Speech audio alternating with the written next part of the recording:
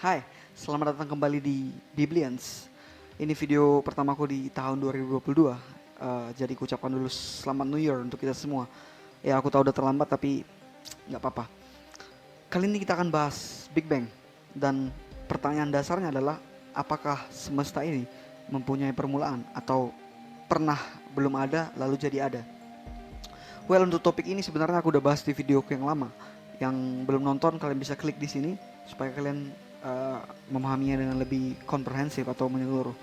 Bagi teman-teman yang udah nonton, mungkin kalian udah banyak yang lupa karena sebenarnya parah banget. Baru setelah setahun lanjutannya dibuat. Ya sorry buat itu. Well, di cuplikan akhir di video tadi disimpulkan bahwa semua pihak, ateis maupun teis, sudah sepakat bahwa semesta ini punya permulaan dan bukan kekal. Semesta ini pernah dari nggak ada menjadi ada. Dan karena itu pertanyaan selanjutnya adalah, tadi juga ada di video itu, siapa atau apa yang menyebabkan semesta ini bisa ada? Nah, untuk pertanyaan ini, ateis tidak sepakat atau tidak percaya bahwa Tuhan yang menciptakan atau menyebabkan semesta ini. Dan karena itu para ateis punya banyak teori dan argumen yang menunjukkan bahwa bukan Tuhan atau Tuhan tidak diperlukan untuk menciptakan semesta ini. Dan salah satunya yang pertama akan kita bahas adalah teori Big Bang. Well, sekilas tentang teori Big Bang. Teori ini menyatakan bahwa semesta ini terjadi dari ledakan besar atau Big Bang yang terjadi sekitar 13,7 miliar tahun yang lalu. Udah lama banget. Teori ini dicetuskan, bisa kita bilang dicetuskan oleh Georges Lemaitre, seorang fisikawan dan biarawan dari Belgia. Dan teori ini berlandaskan dari teori relativitas umum Einstein atau General Theory of Relativity dan temuan astronom Amerika Edwin Hubble pada tahun 1929. Di video tadi juga itu ada ku bahas. Dan persamaan teori ini dirumuskan oleh Alexander Friedman. Teori Big Bang dilandaskan dengan fakta bahwa gugus-gugus galaksi dan semua benda di angkasa ini semakin menjauh satu sama lain, dan semua ini mengalami penurunan suhu yang dari panas sekarang mulai semakin dingin. Hal ini menunjukkan bahwa tadinya semua benda, semua galaksi tersebut berada sangat dekat, bahkan berada di satu titik yang sama, yang kecil, padat, dan sangat amat panas. Dan sesuatu yang memiliki densitas tinggi yang panas dan kecil ini yang disebut singularitas atau singularity. Jadi sesuatu yang kecil ini yang disebut singularitas ini, itulah yang ada sebelum semua semesta ini ada, sebelum apapun ada. Maka dengan panas tersebut, panas yang sangat panas tersebut, energi memanifestasikan diri sendiri, dan kemudian terciptalah matter dan antimatter atau materi dan antimateri. Dan kemudian proses ini terus berlanjut, dan saat singularitas ini semakin mengembang dan semakin mendingin, neutron terurai menjadi proton, dan kemudian atom pertama yaitu hidrogen terbentuk, dan proses-proses lain terus terjadi, dan sampai singularitas tadi mulai mendingin dan sampai suhunya sekitar beberapa miliar derajat, maka bintang-bintang mulai bisa terbentuk. Dan inilah yang kita sebut sebagai ledakan dahsyat atau Big Bang, yaitu di mana singularitas tadi setelah mengembang semakin luas dan semakin dingin, benda-benda mulai terbentuk, benda-benda angkasa mulai terbentuk seperti bintang, galaksi dan sebagainya. Jadi sebenarnya Big Bang ini bukan ledakan seperti bom, puff, seperti itu. Mungkin itu yang kita pikirkan atau kita kira selama ini karena namanya Big Bang atau ledakan dahsyat. Tapi sebenarnya Big Bang ini lebih ke sebuah titik kecil atau singularitas tadi yang mengembang dan semakin dingin, dan benda-benda, semua objek di semesta ini bisa mulai terbentuk dan terus dan pada akhirnya setelah 13,7 miliar tahun seperti sekarang ini membentuk semua yang ada, termasuk planet-planet, hewan, tumbuhan, dan termasuk kau dan aku. Pertanyaannya sekarang adalah apakah teori Big Bang bisa kita pegang sebagai penyebab seluruh semesta ini? Katakanlah Big Bang bisa kita pegang sebagai penyebab seluruh semesta ini. Lantas kalau semesta ini disebabkan oleh Big Bang, maka bagaimana Big Bang itu sendiri bisa ada? Sebenarnya ini yang menjadi titik lemah teori Big Bang, sadar atau nggak sadar. Ateis pada umumnya menyatakan bahwa semesta ini berasal dari ketiadaan, universe out of nothing. Para ateis dan agnostik seperti Stephen Hawking, Brian Greene, Alexander Vilenkin, dan kawan-kawan dengan sangat tegas menyatakan hal ini, bahwa tidak ada apa-apa sebelum Big Bang. Tidak ada apapun termasuk waktu, ruang, apapun tidak ada. Bahkan Hawking bilang tidak ada apapun sebelum Big Bang, bahkan waktu pun tidak ada. Jadi Tuhan tidak punya waktu, tidak punya momen untuk menciptakan semesta ini. Tapi mereka sadar atau enggak, sebenarnya disinilah titik lemah Big Bang, yaitu saat mereka mengatakan tidak ada apa-apa sebelum Big Bang. Tidak ada apa-apa, termasuk ruang, waktu itu tidak ada, apapun tidak ada. Pertama kita harus tahu bahwa ada 4 unsur utama semesta ini, yaitu space, time, matter, and energy, atau ruang, waktu, materi, dan energi. Berdasarkan relativitas Einstein, ruang waktu itu sama, disatukan, jadi space time, ruang waktu. Jadi ada 3 unsur utama semesta ini, space time, matter, and energy, ruang waktu, materi, dan energi. Dan ada sifat fundamental atau sifat mutlak dari ketiga unsur semesta ini yang harus kita ketahui, yaitu bahwa unsur-unsur ini tidak bisa muncul berurutan atau tidak bisa muncul bergantian. Yang satu muncul duluan lalu yang lain menyusul, gak bisa begitu. Melainkan unsur semesta ini, ketiga unsur ini harus muncul secara simultaneously atau secara bersama-sama, gak bisa saling susul menyusul. Space, time, matter, dan energi harus muncul secara bersamaan. Kenapa? Karena katakanlah materi itu muncul duluan, lantas di mana materi itu berada? Karena ruang belum ada untuk menampung materi itu. Lalu katakanlah ruang mungkin duluan muncul. Kapan ruang itu muncul? Sebab waktu belum ada. Atau katakanlah waktu duluan muncul. Lantas apa yang bisa diukur dengan waktu? Maka kita tahu waktu itu ada, sementara ruang dan materi belum ada. Jadi sekali lagi 3 unsur utama ini, space, time, matter, dan energi ini harus muncul secara bersama-sama, nggak bisa saling mendahului. Nah, sedangkan menurut teori Big Bang, sebelum semuanya ada, termasuk 3 unsur semesta ini, ruang, waktu, materi, dan energi, ada sesuatu yang kecil, yang panas, yang sangat padat, yang disebut tadi singularitas. Itulah yang ada duluan sebelum semuanya ada.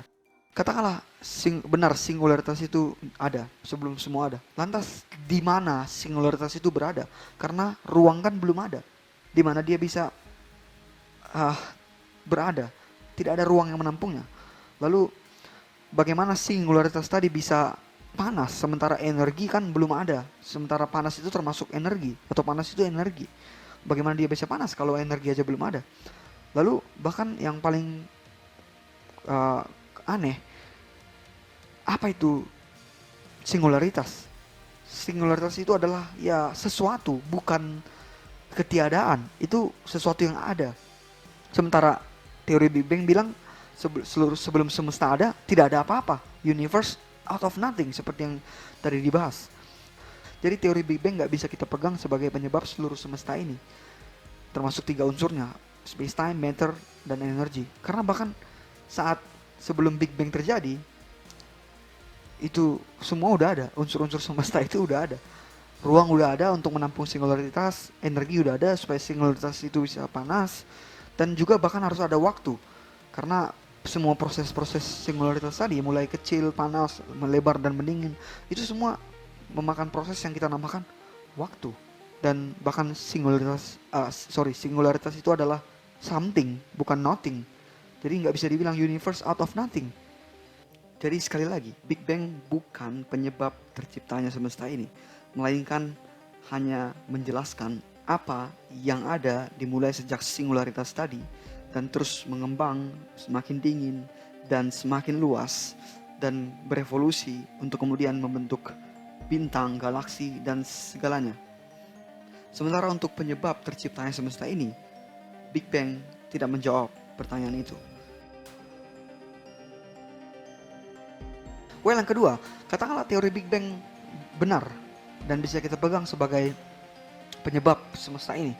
Lantas apakah dengan benarnya teori Big Bang, maka Tuhan tidak diperlukan untuk menciptakan semesta ini? Atau kita meniadakan Tuhan karena Big Bang benar, karena semesta ini tercipta oleh Big Bang? Apakah begitu? Kalau Tuhan gak ada, kalau perancang itu gak ada, lantas siapa yang menentukan semua mekanisme atau semua hukum-hukum yang memungkinkan Big Bang bisa terjadi? Misalnya dalam hukum fisika di teori Big Bang ini, faktanya adalah bahwa sesuatu harus memiliki suhu yang pas untuk atom bisa terbentuk dan hidrogen bisa terbentuk, itu harus di suhu yang pas. Lantas siapa yang menyebabkan atau menentukan suhu tersebut atau ketetapan tersebut kalau Tuhan nggak ada? Well, para ateis akan tetap menjawab bahwa itu semua, ketentuan itu semua atau proses itu semua terjadi dengan sendirinya tanpa ada yang menentukan, yang merancang dan sebagainya. Tapi jawaban ini sangat-sangat konyol dan nggak masuk akal. Bagaimana mungkin sesuatu bisa terjadi dengan sendirinya? Well, dalam kasus pesulap yang mengeluarkan kelinci dari topinya, itu memang ajaib karena topinya mungkin kosong, sangat benar-benar kosong. Mungkin kalian pernah lihat show seperti itu. Tapi minimal ada topi dan ada tongkat pesulap. Dan bahkan ada pesulap itu sendiri yang berperan sebagai agen untuk memungkinkan sulap itu terjadi. Nah, sedangkan dalam teori ini, teori Big Bang, mereka bilang tidak ada apa-apa atau tidak ada siapapun yang menyebabkan atau menjalankan proses Big Bang atau menetapkan mekanismenya atau hukum-hukum fisikanya. Itu terjadi dengan sendirinya. Ini sekali lagi sangat konyol dan gak masuk akal, dan ini sebenarnya menentang prinsip dasar atau konsep dasar mereka sendiri, yaitu bahwa semua hal harus rasional dan dapat diterima oleh akal. Well, mari kita simak ulasan dari Profesor John Lennox mengenai ini. Keberhasilan sains terkadang membuat orang berpikir bahwa karena kita dapat memahami mekanisme alam semesta, maka kita dapat dengan aman menyimpulkan bahwa tidak ada Tuhan yang merancang dan menciptakan alam semesta sejak awal. Alasan ini merupakan kesalahan logis, karena menimbulkan kesalahpahaman antara mekanisme dan agensi. Pertimbangkan soal mobil Ford.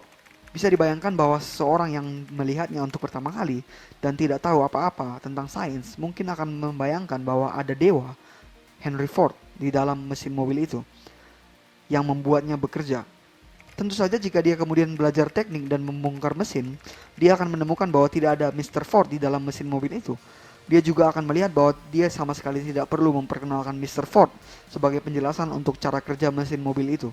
Pemahamannya tentang prinsip impersonal dari pembakaran internal akan cukup untuk menjelaskan bagaimana mobil itu bekerja.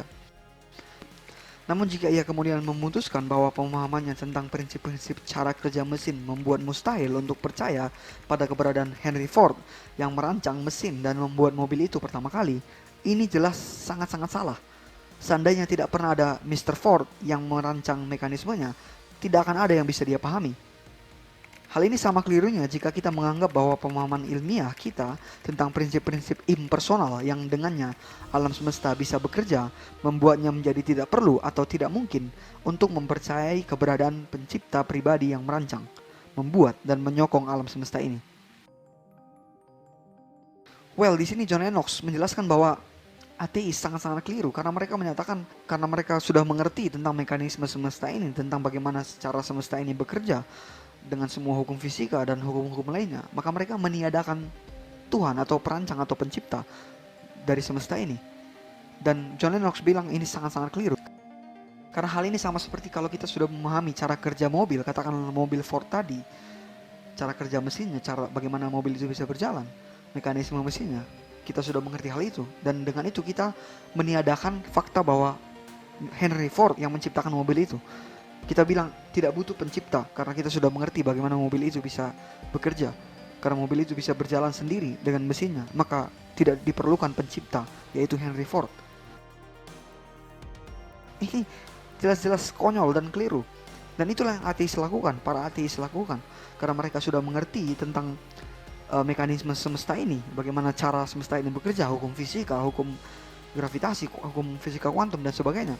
Dan dengan itu mereka mengatakan bahwa tidak diperlukan Tuhan untuk menciptakannya karena semesta ini sudah punya mekanisme sendiri. Gak masuk akal gitu. Konyol. Jadi sekalipun teori Big Bang benar, katakanlah benar, itu tidak meniadakan Tuhan sebagai pencipta, perancang, atau minimal yang menetapkan mekanisme hukum-hukum fisika yang membuat Big Bang bisa terjadi. Well, ini belum selesai karena dari sisi mereka para ateis, agnostik dan kawan-kawan, mereka tetap punya jawaban untuk menunjukkan bahwa Tuhan tidak dibutuhkan dalam penciptaan atau yang menyebabkan semesta ini. Dan teori yang berikutnya akan kita bahas adalah gravitational force oleh Stephen Hawking, teori daya gravitasi oleh Stephen Hawking. Jadi kita simpan hipotesa tersebut untuk video berpikir ala ateis yang berikutnya. Dan aku janji kali ini nggak akan sampai setahun untuk dilanjut. Hai, terima kasih sudah menonton. Bagi teman-teman yang sudah subscribe, ku ucapkan terima kasih banyak. Itu sangat berharga bagi channel ini. Dan bagi teman-teman yang belum, kalau kalian mau klik subscribe, kalian juga bisa klik like, comment, share supaya semakin banyak orang terberkati dan belajar bersama kita. Kalau kalian punya komentar, cantumkan di kolom komentar atau di Instagramku @devinviral atau @bbelians23. Kalau pertanyaan kalian menarik, mungkin kita bisa jadikan topik di video-video berikutnya. Well, kurasa itu aja. Sampai ketemu di video yang lain. Bye.